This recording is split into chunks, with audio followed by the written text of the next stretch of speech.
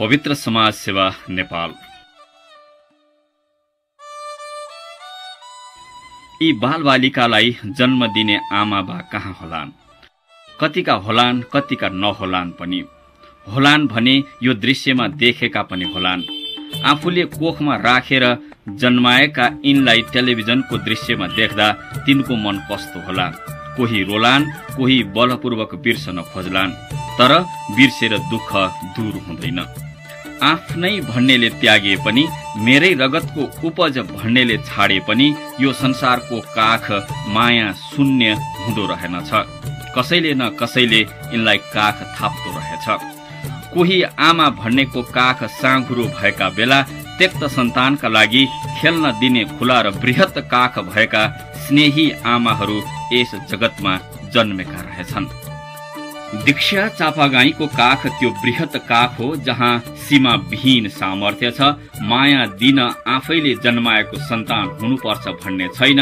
मायाको धारा धराका सबै छोरामा सिंचन गर्न पुग्दो रहेछ।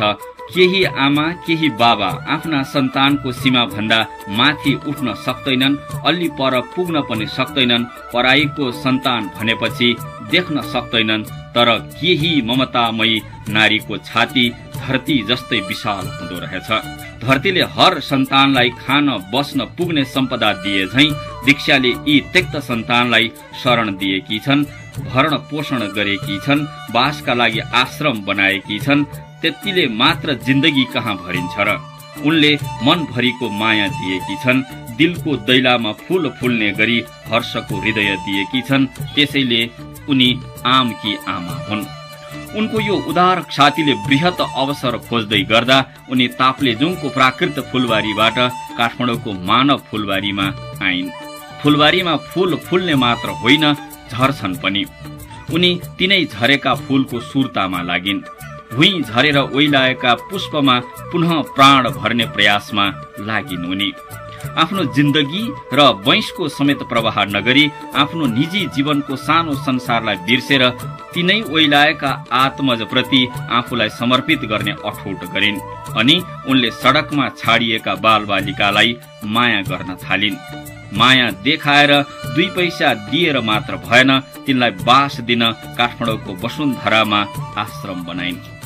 घरजम गरेर होइन, एउटा चाहिँ राम्रो मान्छेसँग घरजम गरेर अनि उसको अघि पछि लागेर सिन्दुर पोते लगाएर, रातो साडी लगाएर, सुन चाँदी लगाएर म जुन मैले चाहिँ आनन्द महसुस गर्थेँ होला होइन, गर्छु नि। त्योभन्दा बढी मलाई यो एउटा कोही नभएको यो बाटोको बच्चाले मामु भनेर बोलाउँदाखेरि मलाई आइएम ह्याप्पी। त्यो यो नै मेरो आफ्नो हो के, जुन मेरो जहाँ चाहिँ कसैको कोही हुँदैन नि, त्यो नि उसको आफ्नो हुन्छ अरे के, उसको सबै आफ्नो आफन्त अरे के।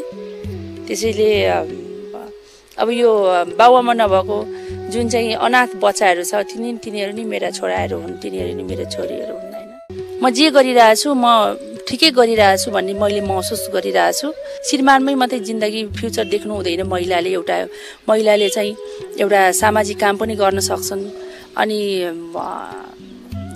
जहिले चाहिँ श्रीमानमै मात्रै चाहिँ डिपेन्स भएर श्रीमानकै मात्रै खुट्टामा उभिएर श्रीमानको मात्रै नाम बेचेर एउटा महिलाले बाँच्नुपर्छ भन्ने पनि होइन। आफ्नो खुट्टामा आफू उभिने यस्तो पनि काम गर्न छनौट गर्न पाइन्छ नि होइन।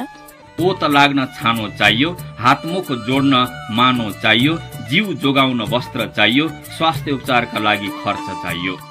त्यसको उनले चाँजो पाँजो मिलाइन्।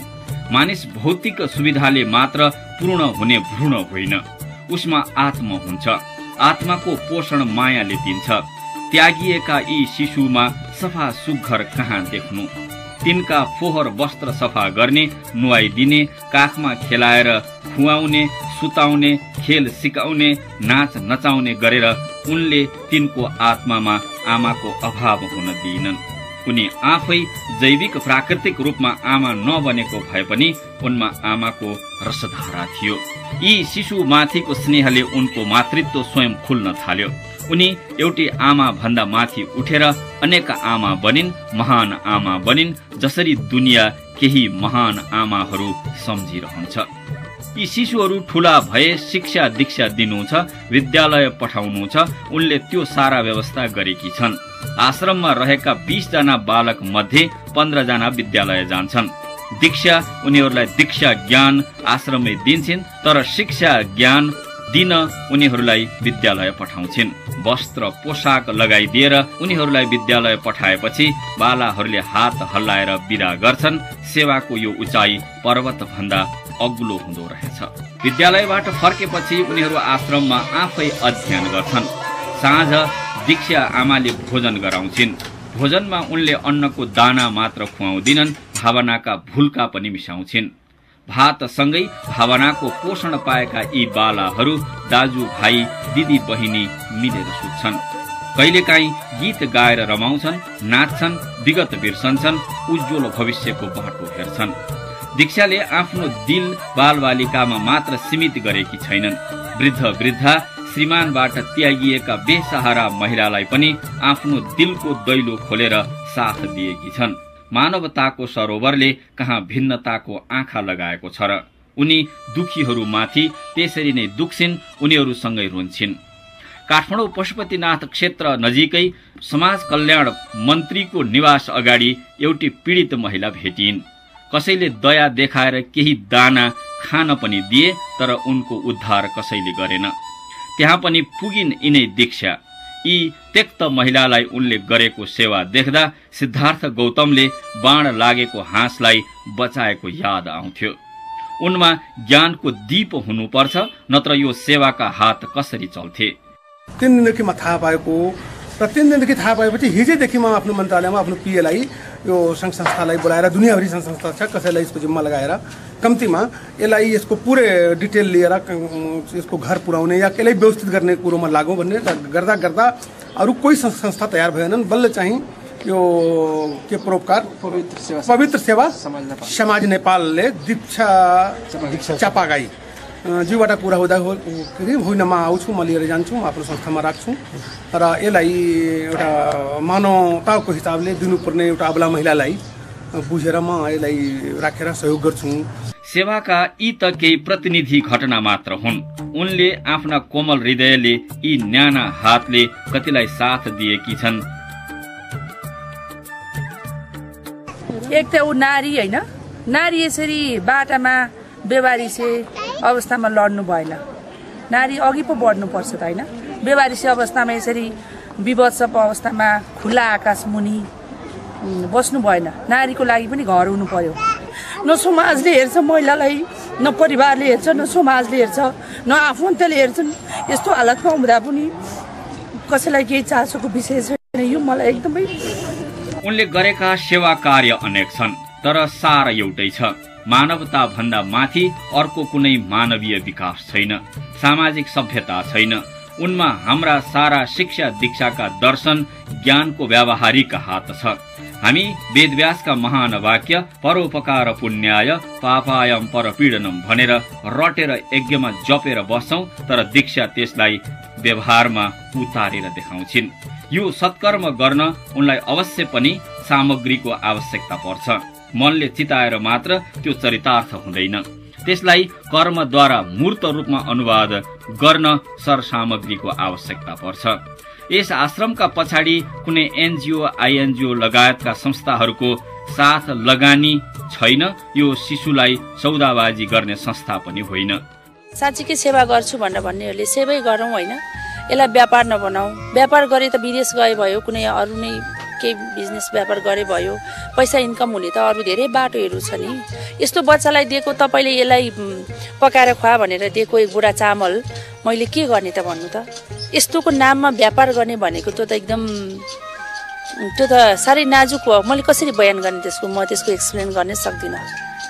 व्यापार सेवा व्यापार हुनु हुँदैन र यसलाई चाहिँ त्यसरी हेरिनु पनि हुँदैन।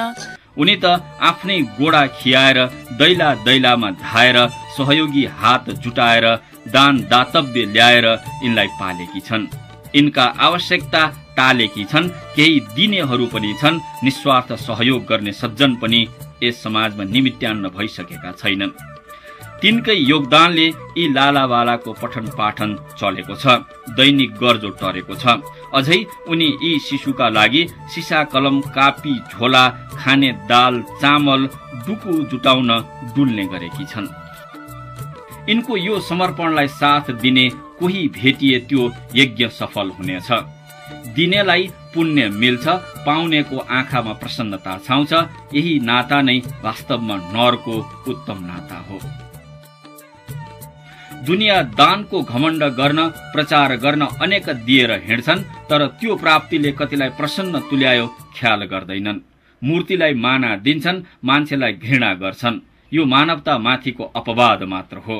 दीक्षाको यो कृत्यबाट हामीले दीक्षा मन्त्र लिनै पर्छ। उनी भन्छन्, जिउने तरिका उमेर छँदै थाहा पाउनुपर्छ। मर्ने बेलामा, प्राण जाने बेलामा, रोग लागेपछि, भोक लागेपछि, आफन्तले छिछि गरेपछि मात्र पश्चाताप हुन्छ। पश्चाताप नआओस् भनेर जीवनलाई प्रसन्नतातिर पो आकर्षित गर्नुपर्छ। धेरै इम्प्रुभ आइरहेछ हैन, बिस्तारै उनीहरू पनि धेरै बुझ्ने हुँदै जान्छन् अनि पढ्दै जान्छन्। सानोमा जति दुःख थियो हैन, यो अलि ठुलो भएपछि मलाई अझ सजिलो हुन्छ नि। अहिले जति सानो छ त्यो भन्दा ठुलो भएपछि अझ सजिलो हुन्छ। त्यही भएर केही न केही व्यवस्था हुन्छ भोलिको लागि पनि। आज राम्रो गरे भने भोलि त्यो आशा छ, स्योर छु कोही न कोही यो बुझ्दिने कुनै सङ्घ संस्था व्यक्ति आइरह होला। म कुरिरहेको छु, त्यो पक्कै आइपुग्छ कि त्यो मेरो भविष्यको जोरजम गर्ने बेलासम्ममा अन द वे होला हैन, पर्खिरहेको छु भेट होला। ओछ्यान मिलाउँदा मिलाउँदै सुत्नै नपाई उज्यालो भए जस्तै जिन्दगी पनि मिलाउँदा मिलाउँदै मर्ने दिन आउन सक्छ। समयमै सचेत भई सत्मार्गमा चल्नु हाम्रो ज्ञान विशारदको सार हो। यो सारलाई असार हुन नदिन दीक्षाबाट शिक्षा लिनु छ।